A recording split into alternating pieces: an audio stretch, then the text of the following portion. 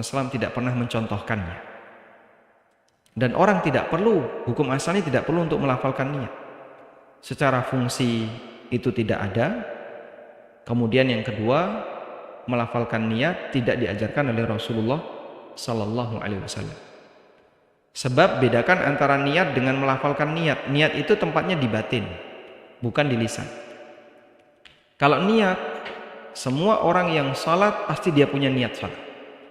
Kecuali orang yang lindur. Orang nggak punya niat itu, dia beramal tapi nggak kepikiran. أعوذ بالله من الشيطان الرجيم. Yang paling penting adalah dia memfokuskan pikirannya. Dan fokus itu sesuai dengan arah yang dia tuju. Karena pikiran ketika tidak fokus, ketika pikiran itu tidak fokus, dia akan ngelantur kemana-mana. Akan ada banyak ingatan-ingatan yang masuk ke dalam pikirannya sebab tidak fokus.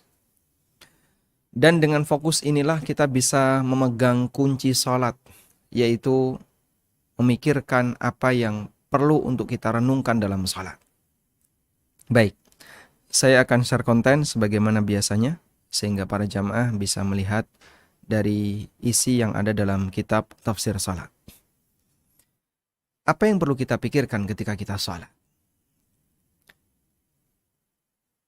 Karena pembicaraan kita adalah pada waktu kita khusyuk dalam sholat, tentu pikiran itu tidak kosong.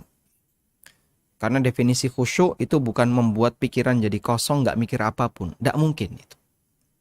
Pasti yang namanya manusia, batin itu akan terisi dengan sesuatu. Kalau tidak terisi dengan sesuatu yang positif, terisi dengan sesuatu yang murni sifatnya mubah. Pilihan yang ketiga adalah terisi dengan sesuatu yang negatif. Dan dalam sholat, batin itu harus terisi dengan sesuatu yang membuat sholat kita lebih bernilai. Sebagaimana yang disebutkan dalam hadis yang beberapa kali kita singgung, di mana Nabi SAW pernah menyebutkan, wa innal abda la yansarifu min salatihi. Seorang hamba selesai salat wa ma kutiba lahu illa nisfuha au thuluthuha au rubu'uha au thumunuha au khumusuha au sudusuha au tusu'uha au subu'uha au thumunuha. Seorang hamba ketika selesai salat, dia mendapatkan pahala dari salatnya hanya setengahnya, sepertiga, sampai 1/8, 1/9, 1/10. Dan nilai pahala yang dia dapatkan itu berbanding lurus dengan kualitas kekhusyuan dia ketika sholat.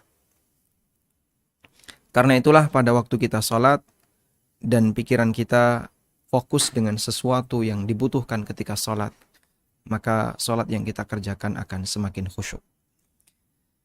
Baik, khusyuk ketika sholat berarti fokus pada waktu sholat. Fokus fisik berarti melakukan gerakan yang sesuai dengan sunnah Nabi SAW ketika sholat. Dan kita diam sejenak pada saat melakukan gerakan sholat itu. Artinya tidak banyak bergerak. Waktu kita takbiratul ihram, Allahu Akbar. Lalu kita sedekap. Kita diam. Kita diam dalam posisi sedekap. Dalam waktu yang lama kita sedekap. Gak banyak bergerak. Lalu kita ruku, Allahu Akbar, kita ruku. Kita diam dalam posisi ruku. Dalam waktu minimal untuk bisa disebut orang yang tumakninah ketika ruku. Dan itu batas ruku minimal. Sementara untuk waktu maksimalnya nggak ada batas. Waktu maksimal berapa lama kita boleh berlama-lama ruku, berdiam dalam posisi ruku, yang benar tidak ada batas, selain satu pernyataan yang pernah disampaikan oleh Al-Qadhi Abu Ya'la, bahwa orang boleh berlama-lama ruku atau sujud atau duduk di antara dua sujud atau i'tidal, dia boleh berlama-lama dengan ketentuan tidak sampai menyebabkan dia itu lupa gerakan. Sehingga kalau ruku terlalu lama, saking lamanya sampai lupa, ini ruku rakaat keberapa? Nah itu tidak boleh. Sehingga boleh lama tapi jangan sampai kelamaan. sujud terlalu lama, tenang, adem, ayem, merem. Nah, kayak gini tidak boleh. Nanti jadinya dia lupa. Kalau sudah merem ketika sujud, dia bingung. Ini sujud yang keberapa? Sujud keberapa, di rakaat yang keberapa, bingung dia. Akhirnya hilang ingatan dia di posisi pada waktu dia sujud terlalu lama. Karena dia sambil merem. Sehingga dia nggak ingat ini di rakaat yang keberapa. Kalau seperti itu, kelamaan, kata Al-Qadhi Abu Ya'la, maka hukumnya tidak diperbolehkan.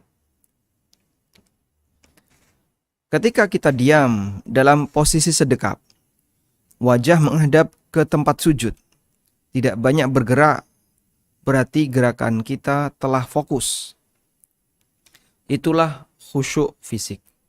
Walhamdulillah, untuk jenis khusyuk seperti ini, orang Indonesia pintar melakukannya. Khusyuk jenis yang pertama, yaitu khusyuk fisik. Orang Indonesia cukup pintar dalam melakukannya. Meskipun kalau kita perhatikan, semua manusia bisa melakukan khusyuk fisik. Bahkan non-muslim sekalipun, dia bisa melakukan khusyuk fisik. Contohnya apa? Non-muslim yang bertapa. Orang bertapa, dia khusyuk fisik. Saat dia bertapa, dia diam dalam satu posisi, nggak banyak bergerak. Bahkan bisa jadi lebih lama dia nggak bergerak dibandingkan kaum muslimin ketika dia sholat. Orang yang melakukan senam yoga, cara orang kafir dalam mendapatkan ketenangan itu kan meditasi. Dia melakukan senam yoga, cari tempat yang jauh dari kebisingan, kadang di tengah sawah, kadang di mana di pinggir sungai, kemudian dia senam yoga. Di posisi itu dia diam dalam waktu yang lama di satu posisi tertentu. Ketika dia diam seperti itu, dalam posisi yang lama, ya, dia diam, dia mendapatkan ketenangan menurut mereka dengan cara senam yoga. Artinya khusyuk fisik itu bisa dilakukan oleh siapapun, baik muslim maupun kafir.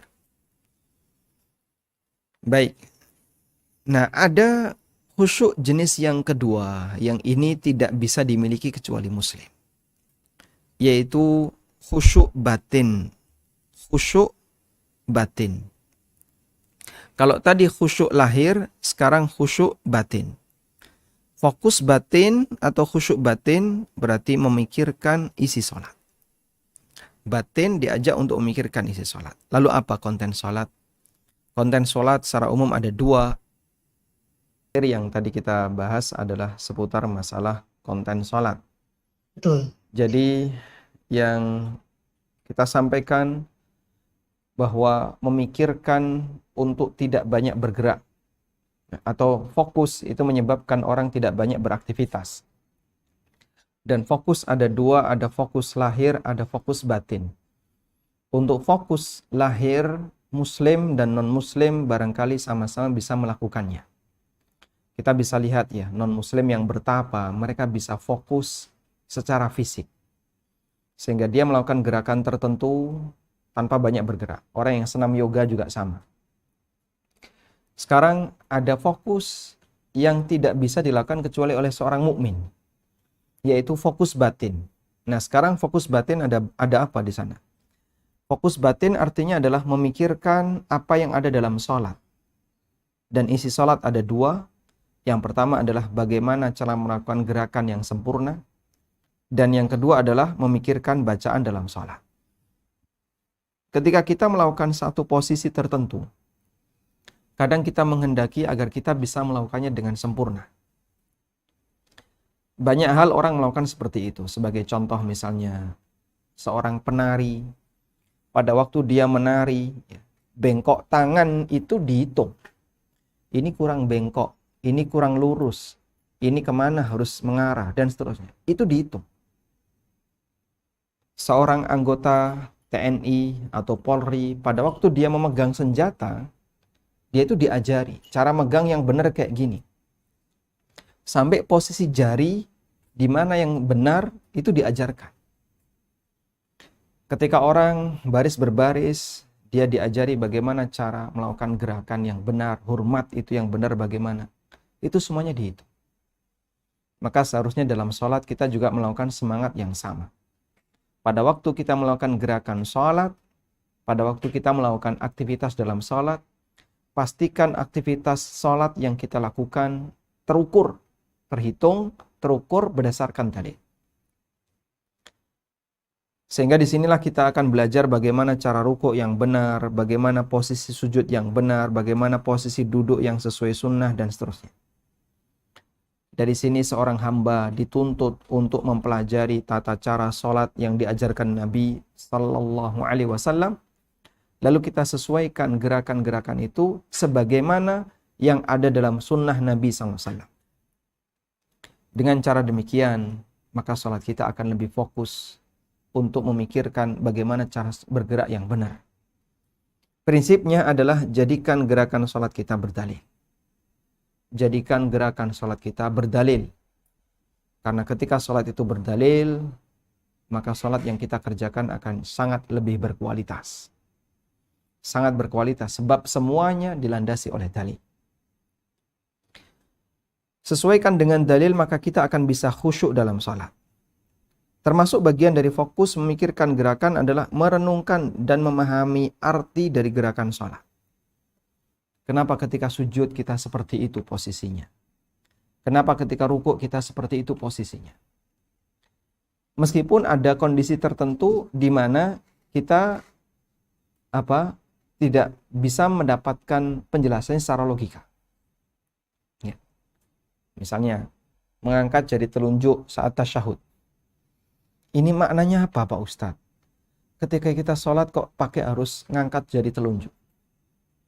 Ada orang non-muslim yang dia bilang sama seorang muslim temannya, ya.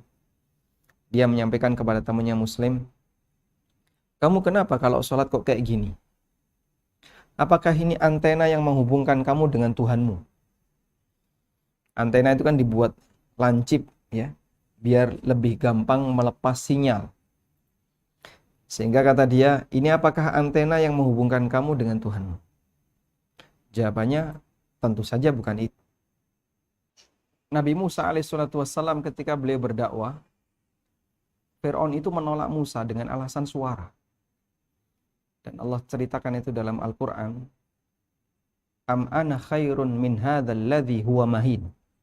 Aku ataukah orang ini yang lebih baik? Lalu kata Fir'aun, wala yakadu yubin. Kalau dia ngomong nggak jelas. Sehingga Fir'aun menghina Musa alaihissalam dengan hinaan. Musa itu kalau ngomong la yubin, tidak bisa menjelaskan, dia nggak jelas. Karena Musa ketika bicara itu mungkin agak sedikit cedal, ya, alaihissalam. Baik, kembali ke sini. Jadi jamaah yang dimuliakan Allah Ta'ala, pada waktu orang melakukan gerakan sholat, dia fokus dengan bagaimana cara bergerak yang maksimal. Kuncinya adalah dia menjadikan sholatnya berdalil. Ketika sholat itu berdalil, maka dia akan bisa memahami atau dia akan bisa lebih fokus ketika bergerak. Di samping itu juga dia harus memahami bagaimana arti dari setiap gerakan sholat. Dia harus memahami arti dari setiap gerakan sholat. Seperti merenungkan kenapa harus berdiri, kenapa harus sedekap, dan seterusnya. Meskipun tidak semuanya bisa dilogika. Dan dalam praktek orang kafir sekalipun, mereka juga tidak semuanya bisa melogika gerakannya. Coba tanya ke orang-orang yang dia bertapa. Kenapa sih ketika bertapa tangannya harus kayak gini? Kenapa nggak kayak gini? Kenapa nggak seperti ini? Kenapa nggak kayak gini?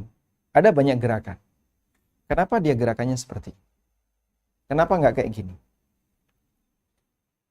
Dan mereka sendiri nggak bisa menjelaskan alasan logikanya. Maka dalam sholat tidak semua gerakan itu memang bisa dibuat alasan logika. Meskipun terkadang para ulama memberikan penjelasan dikaitkan dengan keseharian yang dilakukan oleh manusia. Tapi tidak semuanya bisa dilogika. Maka bagian-bagian tertentu yang tadi kita kasih contoh, misalnya mengangkat jari telunjuk. Kenapa ketika tasyahud kita mengangkat jari telunjuk? Jawaban kita, ini isyarat tauhid. Sudah? Bisa jadi ada orang yang belum. Tayyib. Kita lanjutkan. Siap. Nah, jadi ketika kita berisyarat seperti ini, ulama memberikan penjelasan. Ini adalah isyarat tauhid. Meskipun tidak semua orang bisa menerima. Ada yang masih ngeyel, kok aneh kayak gitu. Apakah ini seperti antena yang menghubungkan antara kamu dengan Tuhan kamu? Tapi biarlah, tidak semua gerakan dalam sholat memang bisa dilogika. Non-muslim saja ketika melakukan gerakan tertentu, mereka juga nggak bisa menjelaskan secara logika. Sebab yang berhubungan dengan masalah keyakinan, tidak semuanya harus bisa diselesaikan dengan logika. Selanjutnya, bagian kedua yang perlu kita renungkan adalah memikirkan bacaan dalam sholat. Bentuknya adalah merenungkan makna setiap bacaan yang dilantunkan dalam sholat. Seperti memahami makna takbiratul ihram, memahami makna doa iftitah, merenungkan bacaan Al-Fatihah, dan seterusnya. Termasuk diantaranya adalah merenungkan bagaimana bacaan yang sesuai sunnah. Menghafal itu kan beban bagi pikiran, ya. Menghafal itu beban bagi pikiran. Makanya nggak semua orang mau untuk menghafal. Mungkin sebagian dari jamaah yang ikut Odoj atau ikut Awatch, ya, one day one juz atau one week one juz, mereka hanya membaca. Disuruh menghafal mungkin keberatan. Karena menghafal itu bagian dari beban pikiran. Bagi sebagian orang yang tidak suka menghafal. Ketika kita menghafal dalam doa-doa dalam sholat, kita punya sesuatu yang harus kita jaga. Dan cara menjaganya adalah dengan diamalkan dalam keseharian kita, dalam sholat-sholat kita. Ada doa yang panjang, ada doa yang pendek. Bagi sebagian orang yang dia nggak suka menghafal, biasanya dalam masing-masing gerakan hanya punya satu jenis doa. Iftitah, dari kecil sampai gede yang dihafal cuman Allahu Akbar kabira walhamdulillahi katsira. Dia nggak pernah ngapalin yang lain. Ada juga yang cuman menghafal Allahumma ba'id baini wa baina khataayaya kama ba'adta bainal masyriqi wal maghrib. Sementara doa yang lain nggak pernah dia hafalin. Ketika ruku dia hanya hafal subhana rabbiyal azim atau subhana rabbiyal azim wa bihamdi. Pada waktu dia i'tidal hanya dia menghafal Rabbana walakal hamdu. Dia nggak hafal untuk doa-doa yang lain. Karena orang seperti ini, dia bukan termasuk tipe orang yang senang dengan tantangan. Senang dengan senang dengan menghafalkan sesuatu yang baru. Maka coba bagi jamaah sekalian, kita latih pikiran kita dengan cara menghafal sesuatu yang penting untuk dihafal. Di samping Al-Quran, hadis Nabi SAW, juga doa-doa yang kita baca dalam kehidupan kita sehari-hari, terutama doa dan dzikir dalam sholat. Ya. Bagian ini penting untuk kita hafal. Karena kalau tidak kita hafal, akan banyak sekali doa yang diajarkan Nabi SAW dalam sholat yang tidak pernah kita amalkan, yang sama sekali tidak pernah kita kerjakan. Itu artinya ada banyak sunnah yang mungkin kita terlantarkan sebab kita tidak menghafalkannya. Maka tolong sempatkan waktu untuk menghafal doa-doa yang kita baca dalam sholat. Tambahkan jumlah redaksi hafalan kita. Kalau Anda cuma hafal misalnya satu redaksi hadis, satu redaksi sujud, satu redaksi doa ruku, satu redaksi, tambahkan. Target bulan ini harus 2. Target bulan depan bisa 3. Nah, kalau kita banyak hafal seperti itu, maka pada waktu kita sholat, saat membaca doa itu tidak otomatis. Ketika ruku kita mikir dulu. Bagian dari doa ruku mana yang akan saya baca? Ada banyak pilihan, ya. Ada banyak pilihan. Subhana rabbiyal azim. Subuhun kudusun rabbul malaikati warruh. Subhanakallahumma rabbana wa bihamdika Allahumma gfirli. Subhanadzil jabarut wal malakut wal kibriya wal azama. dan masih banyak doa-doa yang lain. Sehingga ketika kita banyak menghafal itu, maka pada waktu kita sujud nggak otomatis membaca doa satu yang kita hafal. Kalau yang kita hafal cuma satu, begitu sujud otomatis baca itu. Ngantuk sekalipun tetap kita akan baca itu. Tapi kalau kita punya banyak simpanan hafalan, maka waktu kita sujud, kita akan mikir bagian doa mana yang akan kita baca. Baik, jadi sisihkan waktu, dan mungkin penting jika Majelis Taklim Qalbun Salim ini menyediakan kesempatan untuk menghafal berjamaah. Maksudnya adalah ada setoran, biar nanti perkembangan jamaah bisa dibantau. Saya kasih tugas, masing-masing jamaah menghafal 2 doa iftitah dalam buku tafsir salat. Bisa Allahu Akbar kabira, kemudian Allahumma ba'id baini wa baina khatayaya, atau Allahumma rabba Jibril wa Mikail wa Israfil alimal ghaibi wa syahada, atau doa-doa yang lainnya. Minimal dalam satu doa iftitah kita punya 2 atau 3 redaksi. Dalam iftitah kita punya 2 atau 3 redaksi yang kita hafal. Kemudian nanti ketika ruku, ya, hafalkan minimal 2. Jadikan target akhir bulan. Bulan Maret selesai, semua gerakan-gerakan tadi kita punya 2 minimal bacaan dalam sholat. Persiapan ketika masuk Ramadan, Anda sudah punya banyak variasi doa ketika sholat, sehingga membuat sholat kita akan semakin berkualitas insya Allah. Wallahu ta'ala alam. Baik, selanjutnya kita akan membaca tentang 5 catatan tentang khusyuk dalam sholat. Catatan yang pertama mengenai hukum khusyuk. Dalam Al-Quran Allah banyak memuji orang yang khusyuk ketika sholat. Di antaranya surat Al-Mu'minun, qad aflahal mu'minun alladzina hum fi salatihim khashi'un. Juga pujian yang diberikan oleh Allah kepada para nabi. Di antaranya Zakaria alaihi salatu wassalam. Fastajabna lahu wa wahabna lahu Yahya wa aslahna lahu zaujah. Kami memperkenankan doanya Zakaria, dan kami anugerahkan kepadanya seorang anak bernama Yahya, dan kami perbaiki istrinya. Diperbaiki istrinya Zakaria itu bisa maknanya diperbaiki fisik, karena istrinya Zakaria alaihissalatu wassalam ketika itu sudah dalam kondisi menopause. Dan secara perhitungan manusia, wanita menopause yang sudah tua, ya, atau sudah tidak produktif, secara perhitungan kayaknya tidak mungkin punya anak. Tapi Zakaria masih merasa yakin Allah Maha Kuasa atas segala sesuatu. Dan doa Nabi Zakaria ini dibaca bertepatan ketika beliau melihat keanehan yang dialami oleh Maryam radhiyallahu anha. Allah ceritakan dalam Al-Quran. Pada waktu Nabi Zakaria alaihissalatu wassalam, beliau mengunjungi Maryam. Pada waktu Nabi Zakaria mengunjungi Maryam, beliau melihat Maryam itu di dekat tempat Maryam ada makanan yang bukan musimnya. Ada buah-buahan yang bukan musimnya.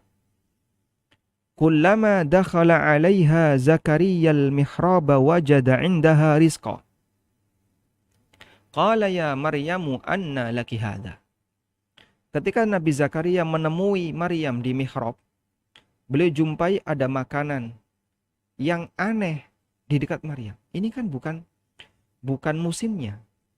Dan orang masa silam kan tidak ada kulkas. Kalau sekarang buah itu musim nggak musim ada terus, ya. Tidak waktunya musim mangga, tapi orang bisa menyimpan mangga dengan teknologi yang mereka miliki. Dulu orang makan buah itu musiman. Hanya bisa dimakan saat musimnya saja. Karena tidak bisa diawetkan dalam waktu yang lama kecuali sudah berubah menjadi makanan yang lain. Nabi Zakaria melihat di dekat Maryam ada buah-buahan yang bukan musimnya, sehingga tidak ada di tempat itu, tidak ada di daerah itu. Maka Zakaria bertanya, qala ya Maryamu anna laki hadha. Wahai Maryam, kamu dapat dari mana ini? Qalat huwa min indillah. Maryam mengatakan, ini datang dari Allah. Sehingga keberadaan buah itu termasuk karomahnya Maryam. Beliau dikasih buah dari Allah Subhanahu wa taala dan itu datang, wallahu alam seperti apa datangnya, yang jelas itu ada tanpa padahal waktu itu tidak ada di daerahnya Maryam. Di lingkungan itu tidak sedang menghasilkan buah ini. Innallaha yarzuqu may yasha bighairi hisab. Allah memberikan rizki kepada siapa saja yang Dia kehendaki tanpa hitungan. Lalu kata Allah, hunalika da'a Zakaria rabbah. Di saat itulah Nabi Zakaria langsung berdoa kepada Rabb-Nya. Jika Allah mampu memberikan buah-buahan kepada Maryam,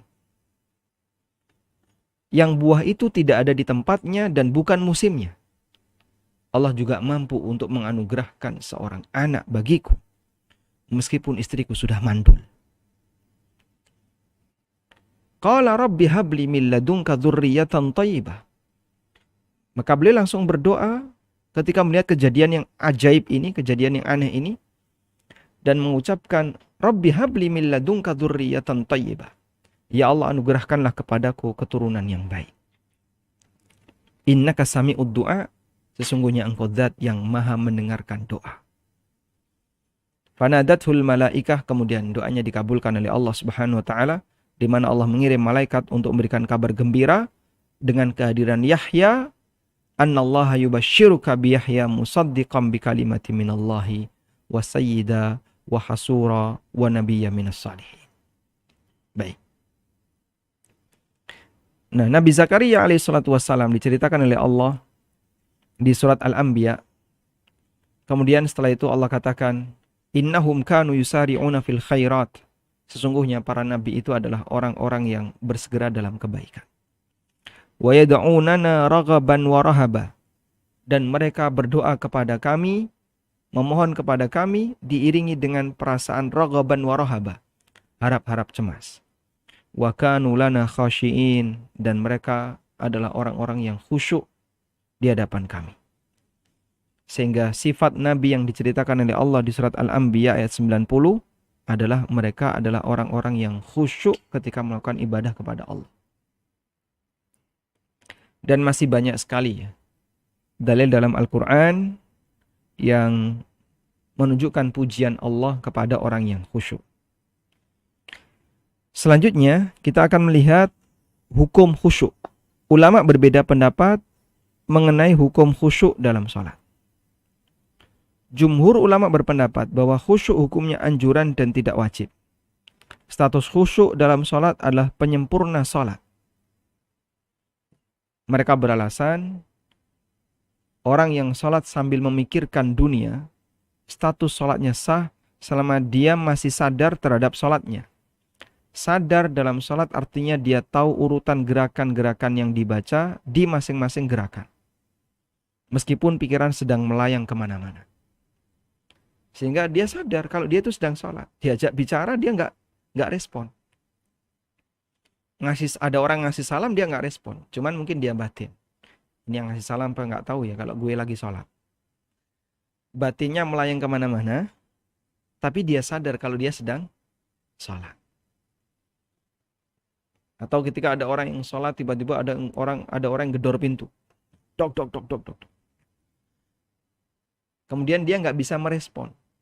Yang di luar nyampain salam, assalamualaikum, teriak. Dia diam saja. Tapi dia batin. Ini orang nggak sopan banget sih. Ada orang sholat kok masa gedor pintu. Yang gedor pintu juga nggak ngerti kalau di dalam ada orang yang sholat. Akhirnya yang sholat agak pede, dia keraskan bacaannya. Allahu Akbar. Dengan maksud biar yang di luar terdengar kalau yang di dalam lagi sholat. Kayak gitu masih gedor pintu. Allahu Akbar. Kemudian dia nggak sabar. Gue lagi sholat, diam lo. Batal sholatnya ya.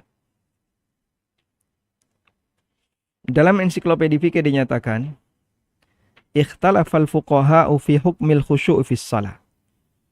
Ulama berbeda pendapat mengenai hukum khusyuk dalam sholat. Jumhur ulama mengatakan ini salah satu di antara sunnah dalam sholat. dengan dalil sahnya salat orang yang memikirkan perkara dunia. Id lam yaqulu bibutlaniha idza kana dhabitan af'alaha. Ya. Karena mereka tidak menganggap batal salat seseorang selama dia masih sadar dengan gerakannya. Sehingga dia tahu setelah ruku itu i'tidal, setelah i'tidal dia sujud. Selama masih punya kesadaran terhadap itu, maka salatnya sah. Kemudian lanjutan keterangan, wa dhahaba ba'du fuqaha'i kullin minal Hanafiyyah wal Malikiyah wasy-Syafi'iyyah wal Hambali. Dan sebagian ulama dari 4 madhab berpendapat bahwasanya khusyuk itu termasuk kewajiban sholat. Hanya saja mereka berbeda pendapat, ya. Ada yang mengatakan bahwasanya khusyuk adalah kewajiban dalam sholat. Namun sholat tidak batal jika tidak khusyuk karena dimaafkan. Ada yang mengatakan khusyuk termasuk kewajiban dalam sholat dan sholat batal jika tidak khusyuk. Ada yang mengatakan khusyuk itu syarat sah sholat, namun syarat untuk sebagian bukan keseluruhan. Sehingga menurut pendapat ini harus ada khusyuk di sebagian kegiatan sholat, meskipun tidak khusyuk di tempat yang lain. Sebagian ulama mengambil pendapat ini, mereka menentukan bagian sholat mana yang harus khusyuk. Mereka mengatakan selayaknya khusyuk dilakukan ketika takbiratul ihram. Baik, kesimpulannya begini. Jadi khusyuk itu ada 2 tingkatan. Tingkatan khusyuk, ya. Ada yang disebut dengan khusyuk mutlak. Apa itu khusyuk mutlak? Khusyuk mutlak artinya 100% khusyuk. Ada yang disebut dengan mutlakul khusyuk.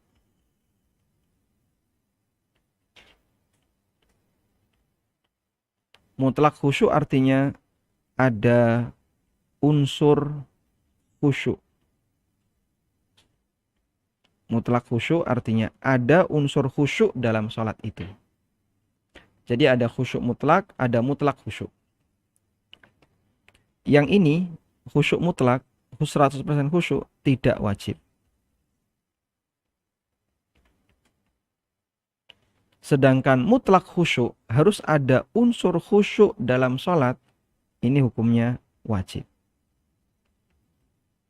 Sehingga kalau ada orang yang sholat dari awal sampai akhir nggak khusyuk sama sekali, maka sholatnya bisa batal. Karena berarti dalam sholatnya tidak ada ruh sholat sama sekali. Dipahami ya? Sehingga perlu dibedakan antara khusyuk mutlak dengan mutlakul khusyuk. Kalau khusyuk mutlak, dia tidak wajib. Tapi kalau mutlakul khusyuk, hukumnya wajib. Seperti air ya. Air itu ada istilah al-ma'ul mutlak. Ada mutlakul ma'. Al-ma'ul mutlak itu sebutan untuk air yang sah digunakan untuk bersuci. Ya, air yang datang dari sumur, air hujan, air sungai itu namanya al-ma'ul mutlak. 100% air. Ya, meskipun mengandung kandungan zat lain tapi tidak diperhitungkan. Ada yang kedua yaitu mutlakul ma'. Mutlakul ma' artinya zat cair. Dia bentuknya cairan tapi tidak bisa digunakan untuk bersuci. Contohnya apa? Kopi, susu, teh, kemudian apa lagi? Banyak sekali ya. Dudu asem, dudu lodeh, dan seterusnya. Itu disebut dengan mutlakul ma'. Nah, dalam khusyuk ada khusyuk mutlak dan ada mutlak khusyuk. Kalau mutlak khusyuk ini wajib. Maka kalau dalam satu sholat tidak ada khusyuk sama sekali, sholatnya batal. Nah, selanjutnya mutlak khusyuk yaitu ada unsur khusyuk dalam sholat. Unsur khusyuk dalam sholat. Di bagian mana? Gitu ya. Di bagian mana yang harus ada unsur khusyuknya. Ulama berbeda pendapat dalam menentukannya, dan sebagian ulama ada yang mengatakan yang wajib harus ada di takbiratul ihram. Jadi kalau di takbiratul ihram ini tidak boleh tidak ada. Yang wajib harus ada adalah di takbiratul ihram. Pada waktu takbiratul ihram fokus dia. Allahu Akbar, fokus. Artinya waktu takbiratul ihram pikiran nggak melayang kemana-mana. Harus fokus dengan apa yang dia lakukan. Allahu Akbar, dia fokus dengan kalimat takbir dan punya niat untuk mengerjakan sholat yang sedang dia lakukan. Dia punya niat untuk sholat asar, sholat duhur, atau sholat maghrib. Niat untuk mengerjakan sholat sesuai dengan apa yang dia kerjakan. Baik. Dan ini pendapat sebagian ulama. Artinya ulama yang lain punya pendapat yang berbeda. Kemudian kembali kita lanjutkan. Dan pendapat yang benar ini ya, bahwa orang yang tidak khusyuk sholatnya tetap sah, hanya saja tidak ada nilai pahalanya. Dan terdapat beberapa dalil yang menunjukkan bahwa dalam sholat terkadang orang memikirkan sesuatu di luar sholat dan status sholatnya sah. Di antaranya ini, hadis dari Jabir bin Abdullah radhiyallahu anhu. Rasulullah SAW sakit dan beliau mengimami sahabat dan kami sholat di belakang beliau. Beliau sholat dengan posisi duduk, sementara Abu Bakar mengeraskan takbir beliau agar didengar semua jamaah. Tiba-tiba beliau menoleh ke arah kami dan beliau melihat kami sholat dengan berdiri. Lalu beliau memberi isyarat kepada kami untuk duduk. Dan kami pun duduk, akhirnya kami menjadi makmum beliau sambil duduk. Dalam posisi seperti itu Rasulullah SAW memikirkan kondisi sahabatnya. Kok mereka pada berdiri, beliau berisyarat. Ani jelisu, duduk. Fa asyara ilaina faqa'adna. Beliau berisyarat kepada kami lalu kami pun duduk. Fa shallaina bi salatihi qu'udan. Maka kami sholat dengan mengikuti Nabi SAW dalam posisi duduk. Baik. Kemudian juga dalam hadis yang lain dari Sahal bin Handalah radhiyallahu anhu, beliau bercerita ketika peristiwa sebelum perang Hunain. Nabi SAW mengutus seseorang untuk berjaga malam di sebuah lembah memperhatikan keadaan sasaran. Menjelang subuh Nabi SAW bertanya, adakah perkembangan informasi dari penjaga malam? Sampai akhirnya dikumandangkan iqamah sholat subuh. Jadi Rasulullah SAW punya kebiasaan, beliau akan melakukan penyerangan pasca subuh. Pasca sholat subuh diserang. Nah sebelum subuh beliau mengirim orang untuk melihat perkembangan kondisi Hunain. Dan kiriman itu, orang utusan itu, diminta untuk berjaga di balik lembah. Jadi ini ada dua bukit gitu. Di lembah ini di baliknya itu akan kelihatan suku di daerah Hunain. Setelah berangkat berjaga di sana dalam waktu semalaman, Nabi SAW selalu menunggu ada berita apa dari penjaga malam itu. Sampai subuh nggak datang-datang. Dan posisi lembah itu agak serong dari arah kiblat. Sehingga misalnya kiblat ini lurus ke sini ya. Penjaga itu mungkin serong kanan atau agak serong kiri. Lalu ketika beliau sholat subuh, kata Sahal bin Hamdalah, faja'ala Rasulullah sallallahu alaihi wasallam yusalli wa huwa yaltafitu ila syi' hatta idza qada salatahu wa sallama.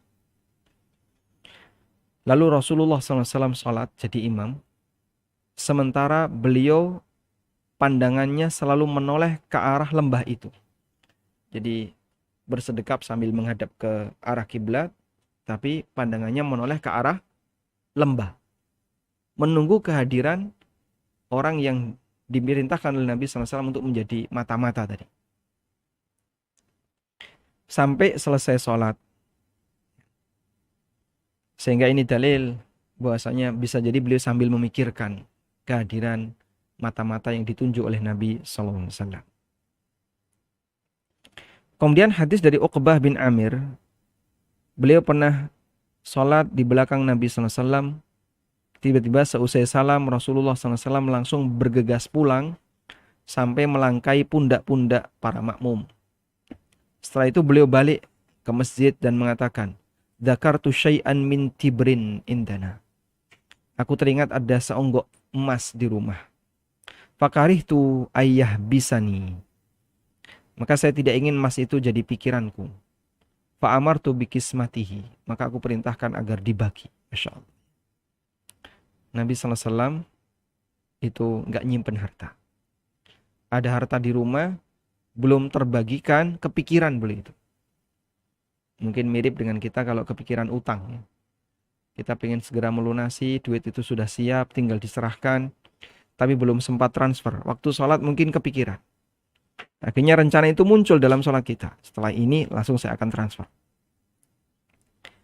Atau misalnya Anda sudah memasukkan ke keranjang di marketplace, klik-klik check out. Ya, sudah, lalu dikasih notifikasi untuk transfer. Dan Anda belum transfer, kemudian Anda sholat. Di tengah sholat kepikiran. Oh iya, tadi yang di sini belum transfer. Akhirnya punya rencana, begitu selesai sholat nanti akan segera transfer. Dan itu pernah terjadi pada diri Rasulullah SAW. Sehingga Nabi SAW, beliau ketika sholat terkadang beliau memikirkan sesuatu. Dalil yang lain, Nabi SAW pernah sholat dan beliau berniat untuk memanjangkannya. Namun beliau mendengar ada bayi yang menangis. Kemudian beliau mempercepat sholatnya. Dan seusai sholat beliau mengatakan, saya tidak ingin untuk memberatkan ibunya. Karena ketika bayi itu nangis kan, yang kepikiran adalah ibunya. Demikian pula beliau pernah sholat di rumah, kemudian Aisyah datang. Lalu beliau bukakan pintunya. Termasuk beliau sholat sambil menggendong cucunya Umamah bintu Abil As bin Rabi. Yang ini merupakan suaminya Zainab bintu Muhammad sallallahu alaihi wasallam, putri pertama Nabi sallallahu alaihi wasallam. Abul As bin Rabi, dan melahirkan anak Umamah. Tayyib. Hanya saja unsur khusyuk harus ada dalam salat yang dikerjakan. Sehingga jika ada orang yang salat tapi tidak khusyuk sama sekali, maka salatnya batal. Dalam hadis Aisyah radhiyallahu anha, Nabi sallallahu alaihi wasallam pernah bersabda, "La yusalla bihadratit ta'am wala huwa yudafi'uhul akhbathan." Tidak ada salat ketika makanan sudah dihidangkan, dan tidak ada salat ketika orang dalam kondisi menahan ingin buang air.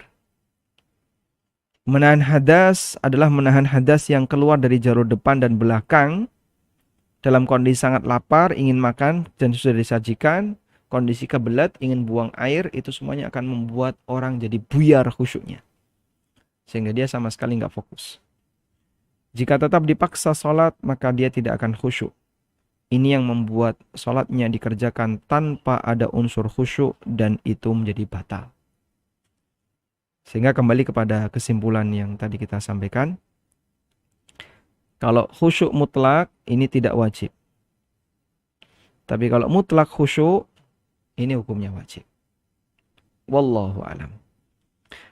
Baik, mungkin demikian yang bisa kita sampaikan. Semoga menjadi kajian yang bermanfaat. Dan insya Allah besok kita akan membahas tentang perbandingan antara khusyuk mukmin dengan khusyuk munafik. Wassallallahu ala nabiyyina Muhammadin wa ala alihi wa sahbihi wasallam. Alhamdulillahirabbil alamin. Kami persilahkan kepada Bapak Ibu Ukhti Tara. Kami persilahkan Ibu. Ya, 6. Assalamualaikum warahmatullahi wabarakatuh, Ustadz. Waalaikumsalam. Sebelumnya saya ingin mengucapkan jazakumullah khairan kepada Majelis Taklim Qalbun Salim dan tim ANB Channel, dan terkhususnya jazakallah khair kepada Ustadz Ami atas pemberian buku tafsir sholat ini yang saya dapatkan sewaktu mengikuti kajian yang sama dengan tema khusyuk dalam sholat sebelumnya. Barakallahu fiik Ustadz atas segala ilmu yang diberikan, juga melalui buku ini Saat saya sedang mencari ilmu tentang sholat, qadarullah wa masya'afala, diberikan jalan. Alhamdulillahirrahmanirrahim telah selesai saya baca, dan saat ini ibu saya sedang membaca. Semoga kita semua dipermudah oleh Allah Subhanahu wa Ta'ala dan istiqomah dalam mengamalkannya. Amin Amin. Allahumma amin. Afwan, izinkan saya bertanya. Yang pertama, untuk lafaz takbiratul ihram wajib dilafazkan. Bagaimana dengan niat sholat? Yang kedua, bagian memperlama iktidal sunnah yang hilang dituliskan di buku. Cara memperlama iktidal dilakukan dengan mengulang-ulang bacaan iktidal. Jika boleh, berapa kali diulang? Dan yang terakhir, Afwan Ustadz, jika keluar dari tema, bagaimana dalil membaca Shadaqallahul Azim setiap selesai membaca Al-Quran? Apakah ini termasuk bid'ah? Bagaimana jika dilakukan sejak kecil? Lalu bagaimana yang sesuai sunnah ketika selesai membaca Al-Quran? Jazakallah khair Ustadz. Baik. Langsung jawab Pak Ustadz. Terima kasih. Yang pertama, jika takbiratul ihram wajib untuk dilafalkan. Betul, karena ini bagian dari rukun sholat. Dan semua bacaan dalam sholat itu tidak boleh dibatin. Harus dilisankan. Sehingga tidak boleh takbiratul ihram, mulut diem, lisan nggak bergerak, cuman bergerak. Ketika ditanya, "Dok, jenengan kok nggak baca? Anda nggak baca takbiratul ihram?" "Saya baca, tapi dibatin." Nggak boleh seperti itu. Baca dibatin kan seperti kita baca buku ya. Cuman screening. Ya. Orang baca Quran, tapi dia seperti baca buku, cuman di screening aja ya. Diliatin. Jadi matanya bergerak. Bergerak ke kanan ke kiri, dia bergerak. Turun, bergerak. Tapi tidak ada lafal yang terucap. Tidak terhitung membaca Quran. Sehingga dia tidak mendapatkan pahala baca Quran. Demikian pula ketika orang sholat, dia sama sekali tidak mengucapkan Allahu Akbar. Semuanya dibatin, maka tidak terhitung takbiratul ihram. Sehingga batal sholatnya. Nggak baca Fatihah, cuman diam saja. Mingkem. Terus baca Fatihahnya dibatin. Ini juga batal sholatnya. Karena berarti dia tidak dianggap telah melakukan rukun sholat berupa bacaan Al-Fatihah. Baik.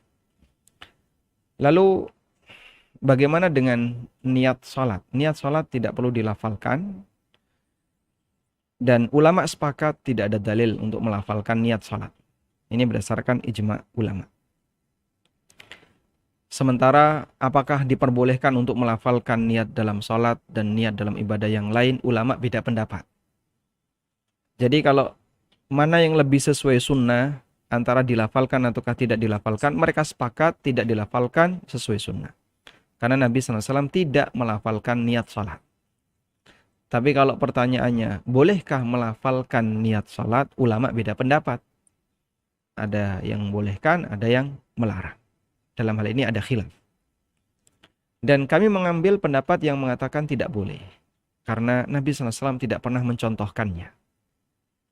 Dan orang tidak perlu, hukum asalnya tidak perlu untuk melafalkan niat. Secara fungsi itu tidak ada. Kemudian yang kedua, melafalkan niat tidak diajarkan oleh Rasulullah Sallallahu Alaihi Wasallam.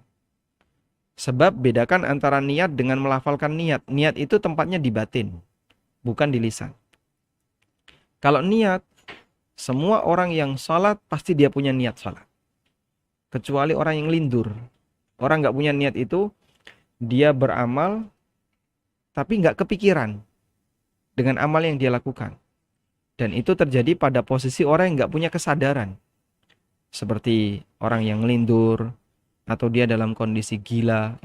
Sehingga dia melakukan gerakan tertentu, tapi dia nggak sadar apa yang sedang dia lakukan. Baik. Selama dia sadar dengan apa yang dia lakukan, berarti dia sudah punya niat. Meskipun dalam sholat perlu ada ta'yin. Ta'yin itu menentukan jenis sholat apa yang dikerjakan. Misalnya dia mengerjakan sholat duhur atau dia mengerjakan sholat asar. Mengerjakan jenis sholat ini disebut dengan ta'yin ketika sholat.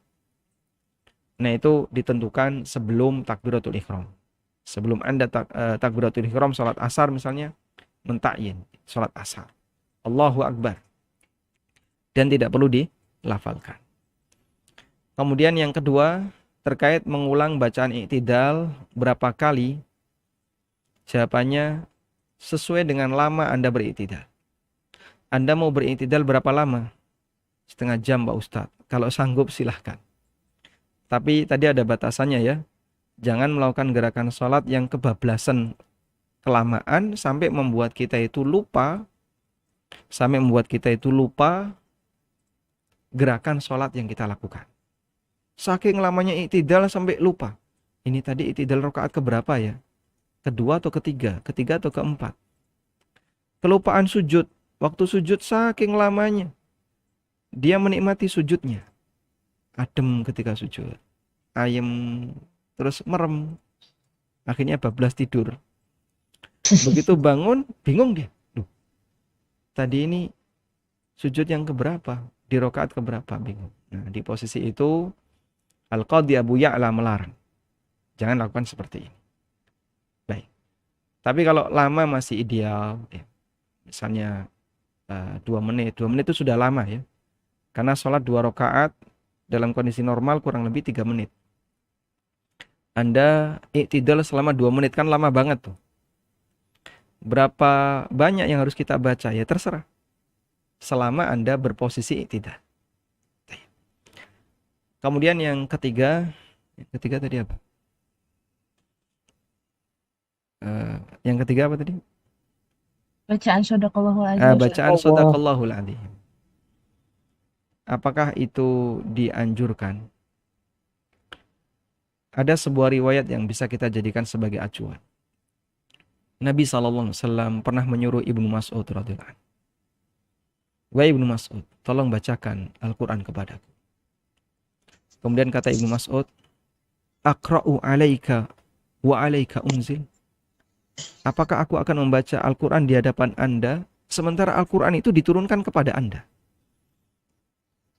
Kemudian kata Nabi SAW, saya ingin mendengarkan, saya suka inni ahabbu an asma'a min ghairi. Saya ingin mendengar dari yang lain. Akhirnya Ibnu Mas'ud radhiyallahu anhu membaca surat An-Nisa. Kemudian sampai pada firman Allah Subhanahu wa taala. Waji'na bika ala haula'i syahida. Dan akan kami datangkan dirimu wahai Muhammad untuk menjadi saksi bagi seluruh umat manusia. Nabi SAW langsung memerintahkan kepada Ibnu Mas'ud, hasbuk. Sudah cukup sampai di sini. Kemudian Ibnu Mas'ud melihat ke arah Nabi SAW. Aku melihat Nabi SAW, fafadat ainahu, air matanya meleleh. Beliau nangis. Yang dibaca oleh Ibnu Mas'ud adalah kondisi di hari kiamat, di mana setiap umat itu akan didatangkan saksi atas amal-amal yang mereka kerjakan. Sehingga umat Muhammad dijadikan oleh Allah Subhanahu wa taala sebagai saksi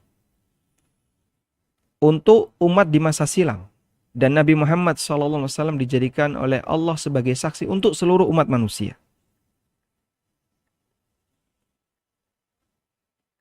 Coba kita baca. Ini ada di surat An-Nisa ayat 41.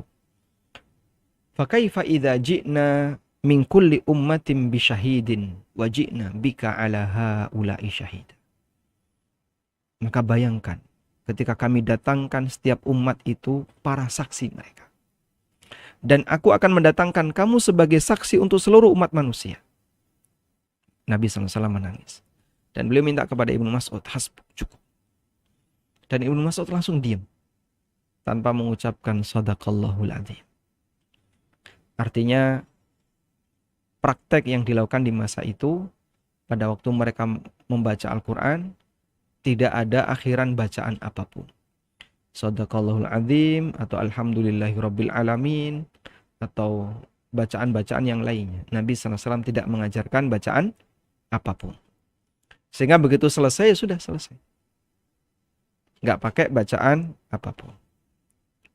Karena itu, bacaan shadaqallahul azim, apakah disunnahkan? Jawabannya, kita tegaskan, kami tidak menjumpai dalil dari sunnah tentang bacaan ini. Namun, apakah diperbolehkan? Nah, ini pertimbangan yang lain. Apakah diperbolehkan membaca shadaqallahul azim jika itu dibaca sebagai pembuktian atas kebenaran apa yang dia baca, hukumnya boleh. Contohnya seperti ini ya. Ada orang misalnya melihat sebuah kejadian. Nah, kejadian itu ternyata persis sama sebagaimana yang ada dalam Al-Quran. Lalu ketika dia melihat kejadian itu langsung komentar.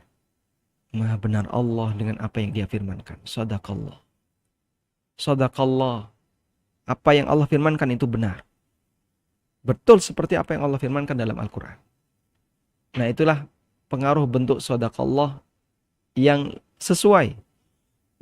Sehingga kita membenarkan apa yang difirmankan oleh Allah pada saat kita melihat bukti di lapangan.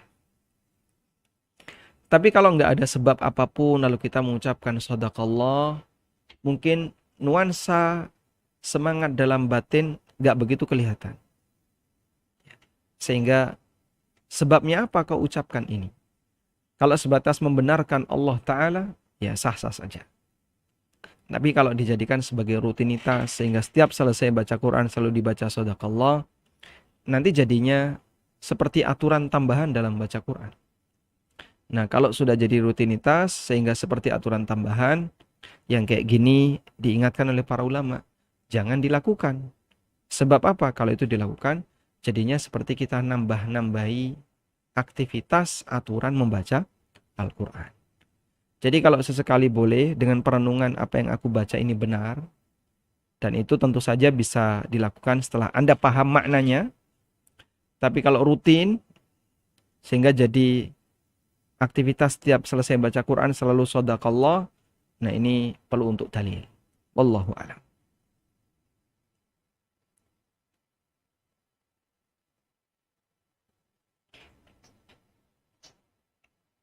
Assalamualaikum Ustaz. Waalaikumsalam warahmatullahi.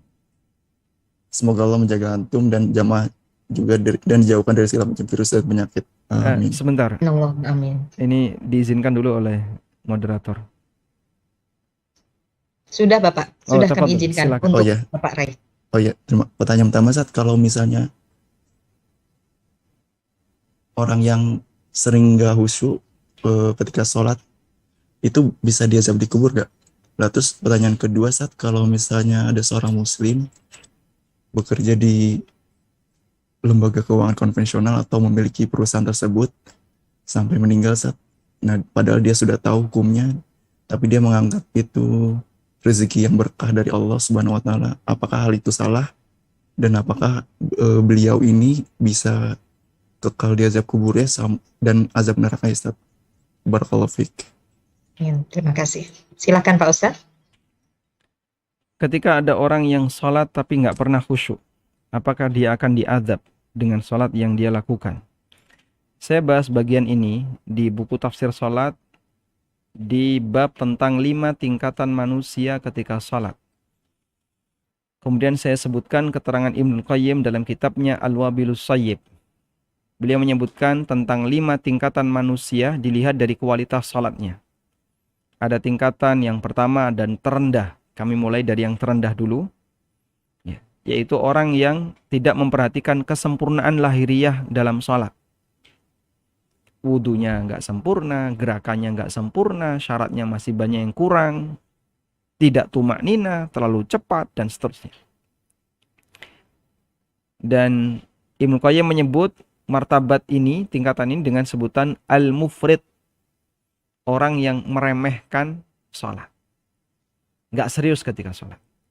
Yang kedua, mereka sholat sudah baik dari sisi lahiriahnya, wudu sempurna, gerakan sholat sempurna, pakaiannya sopan.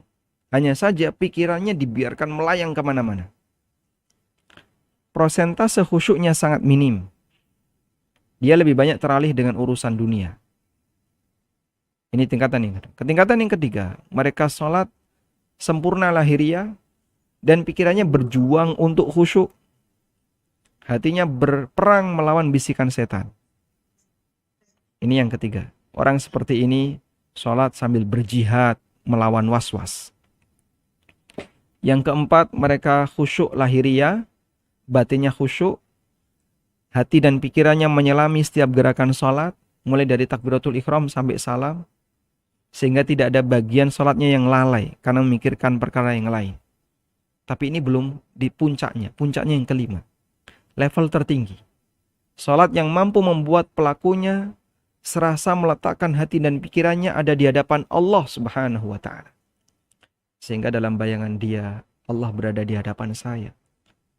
Maka dia bisa menikmati bermunajat dengan Allah ketika sholat, adem, nyaman, dan dia merasa tenang ketika sholat. Seperti sholatnya Rasulullah SAW.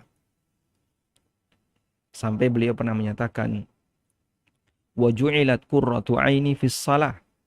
Ketenangan batinku dijadikan oleh Allah di dalam salat. Lalu kata Ibnu Qayyim, fal qismul awwal mu'aqab. Orang jenis yang pertama dihukum. Kenapa dihukum? Dalilnya adalah fawailun lil musallin. Celakalah orang-orang salat alladzina hum an salatihim sahun, yaitu orang yang melalaikan salatnya. Dia sholat terlalu cepat, tidak tumakninah, kadang pakaiannya seadanya, bau badannya nggak dibersihkan. Dan aneka kekurangan yang terjadi pada fisik sholatnya. Fisiknya saja sudah kurang. Terlalu cepat bergerak dan seterusnya. Ini akan dihukum. Wathani muhasab. Yang kedua, fisiknya sempurna, tapi batinnya melayang kemana-mana, nanti akan dihisap. Lalu ditimbang. Bagian mana yang lebih unggul. Wasalis mukaffar anhu. Orang yang ketiga, salatnya jadi kafaroh. Yang tadi ya, berjihad melawan was-was setan. Warabi' musabun. Yang keempat, dia sempurna gerakannya, fokusnya sempurna, barulah dikasih pahala. Wal khamis muqarrabun min rabbih. Yang kelima, ini orang yang didekatkan kepada Allah. Masya Allah, yang kelima ini dia hanyut dalam ibadah yang dia kerjakan. Gak semua orang bisa Pak ini Pak. Yaitu sholat dalam posisi sebagaimana ketika Nabi SAW sholat. Beliau jadikan itu kesempatan untuk curhat kepada Allah, bermunajat kepada Allah Ta'ala. Baik. Dan semoga ini bisa menjawab pertanyaan yang tadi Bapak sampaikan ya. Kemudian yang kedua berkaitan dengan orang yang bekerja di lembaga keuangan sampai beliau meninggal dunia, dan itu lembaga keuangan ribawi. Dengan keyakinan bahwasanya itu adalah pekerjaan yang mubah, wallahu a'lam, dia tetap muslim karena dia meyakini itu disebabkan syubhat dan tidak termasuk orang yang menghalalkan apa yang Allah haramkan. Karena mungkin dalam benaknya bahwasanya apa yang dia dapatkan itu halal berdasarkan keyakinan dia. Namun Allah Maha tahu seperti apa batinnya. Kalau dia tidak mau tahu, tidak mau belajar, bisa jadi dia akan mendapatkan hukuman. Tapi dia tetap muslim, sehingga statusnya adalah pelaku dosa besar, statusnya muslim, tidak sampai keluar dari Islam. Wallahu a'lam. Untuk penanya ketiga atas nama Ummu Ibrahim, kami persilahkan. Assalamualaikum warahmatullahi wabarakatuh. Waalaikumsalam warahmatullahi wabarakatuh. Ya, Afwan Ustadz, izin bertanya. Jadi, qadarullah di tempat tinggal saya, azannya itu kurang terdengar dengan jelas. Nah, hukumnya itu bagaimana jika menjawab panggilan azan dari aplikasi handphone? Lalu berdoa dan melaksanakan sholat setelah azan dari handphone tersebut selesai. Yang kedua, apakah termasuk khusyuk sholat apabila sewaktu baca Al-Fatihah dan surat lainnya, jika ada seseorang yang sedang belajar tahsin dan menghafal Quran, lebih fokus kepada tajwid, makhraj, dan lain-lainnya. Jadi kadang pas baca surat itu kurang lengkap memaknai bacaannya. Lalu yang ketiga Ustaz, apakah boleh seorang wanita menggunakan parfum saat sholat? Jazakallahu khairan, barakallahu fiik. Baik. Untuk yang pertama, apakah kita diperbolehkan untuk menjawab azan melalui aplikasi? Jawabannya tidak perlu dijawab. Karena azan melalui aplikasi nggak punya niat.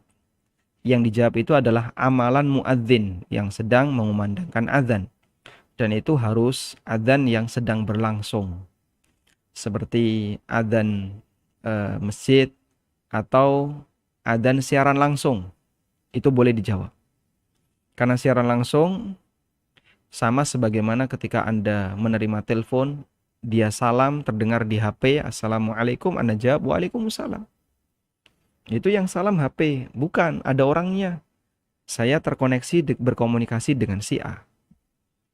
Tapi kenapa kalau rekaman adzan tidak kita jawab? Ini kan orangnya tidak ada, itu rekaman saja. Dan bisa jadi yang adzan sudah meninggal dunia. Maka untuk yang seperti ini tidak perlu dijawab. Sehingga kalau Anda tinggal di sebuah daerah yang di situ tidak pernah terdengar adzan, ya, maka karena adzannya terlalu pelan ya, maka Anda tidak punya kesempatan untuk menjawabnya, kecuali jika Anda datang mendekat ke masjid. Kemudian yang kedua, fokus tajwid saat sholat. Apakah ini termasuk khusyuk? Insya Allah bagian dari khusyuk, sehingga dia ketika membaca Al-Fatihah, dia fokus dengan cara baca Fatihah yang benar. Meskipun jangan berlebihan. Karena ketika orang terlalu berlebihan menyikapi ini, kadang dia termakan was-was. Jadi berulang saat membaca surat. Saya pernah melihat ada orang yang mulutnya itu komat kamit maksimal pada waktu baca Fatihah. Iyyaka na'budu wa iyyaka nasta'in. Diulang lagi. Iyyaka na'budu. Berkali-kali. Baca bismillah aja dia berkali. Baru bismillah itu mungkin ada 3-4 kali dia. Merasa gagal. Wah, orang ini kena was-was setan. Was-was dalam masalah tajwid. Karena khawatir nanti kalau kurang pas, Fatihahnya menurut keyakinan dia batal. Kalau batal, sholatnya batal. Menurut keyakinan dia. Padahal sebenarnya dia udah benar di awal. Bismillah yang pertama saya dengar. Udah Pak, udah cukup. Udah cukup dengan lafaz itu menunjukkan kalimat bismillah yang benar. Tapi dia merasa kurang puas, diulang. Baca bismillah aja kok. Berkali-kali. Alhamdulillah. Alhamdulillah itu bisa sampai 3 kali. Dan mulutnya itu sampai komat kamit gitu. Kasihan banget orang ini. Jadi kalau fokus tajwid, insya Allah tetap masuk khusyuk. Tapi tolong jangan sampai berlebihan. Kemudian yang ketiga, terkait menggunakan parfum pada waktu sholat bagi wanita. Coba saya carikan, barangkali ada.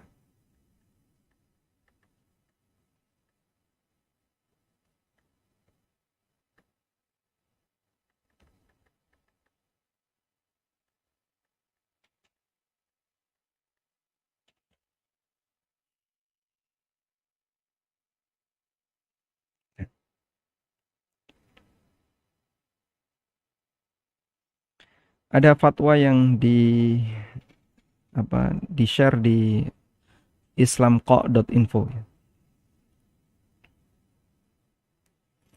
Apakah diperbolehkan bagi wanita untuk menggunakan perhiasan dan memakai wewangian pada waktu dia sholat di rumah? Jawabannya, hukumnya boleh bagi wanita. Saya share konten.